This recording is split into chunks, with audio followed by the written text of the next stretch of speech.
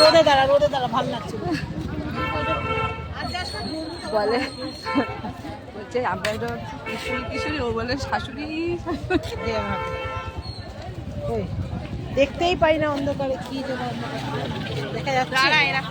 Photo তুলবি নাকি video করবি? ভিডিও কর। শাশুড়ি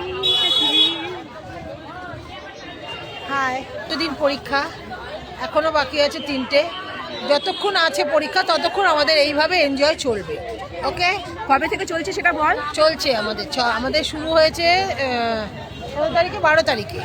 এটা না ছোটবেলা থেকে বলে, একদম ছোটবেলা, মানে নার্সারি থেকে আমাদের চলছে এই যুদ্ধ। পরীক্ষা হলে আড্ডাটা আমাদের চাই।